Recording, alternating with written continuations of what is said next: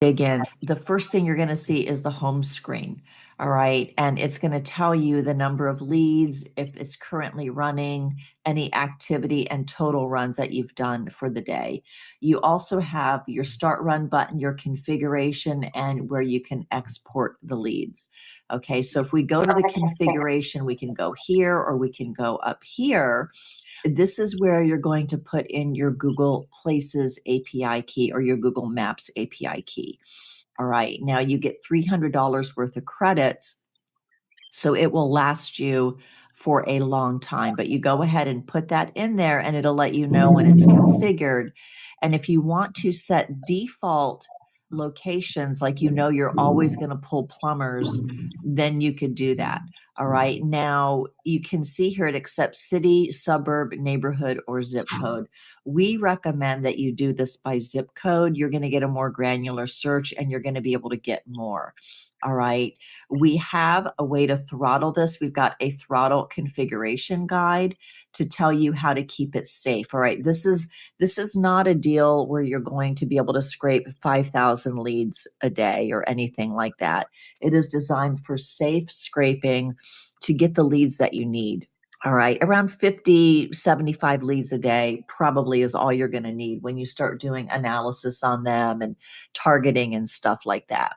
You also have, so you can either leave this blank or you can do some settings in the Run Now button, which we're going to go over. You also have this Uptime Robot, which is an external service, and you have the URL that you can feed to the Uptime Robot.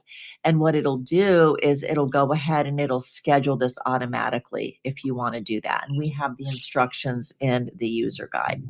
All right, so if you want to go to Run Now, what I'm going to do is I'm going to leave, just go ahead and we'll leave this blank. Okay, I'm going to go ahead and leave these settings fine, and I'm going to enable user rotation. That way we don't get detected. Okay, and again, if I want to throttle, you can see how we can set that up, but I'm going to leave the default settings. That's going to be fine for now. And then what I'm going to do is I'm just going to say plumber. And I'm going to do, like, there's a zip code in Las Vegas, the one I used to live in, 89120. And we'll just say maximum leads. Now, that doesn't mean it's going to get 50 leads all the time. Every time, that means it'll get up to 50 leads. So we'll see if we can do plumber. I'm going to start the run. Okay, you can see that I've got total runs. It's starting to do the run. And then I have the log settings, and it's going to run whenever I have leads.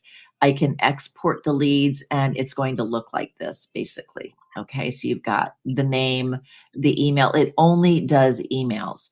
Okay, it won't do, like, if it doesn't have an email, it's not going to scrape it. So that's kind of a beautiful thing. And then you've got the address and all that type of stuff.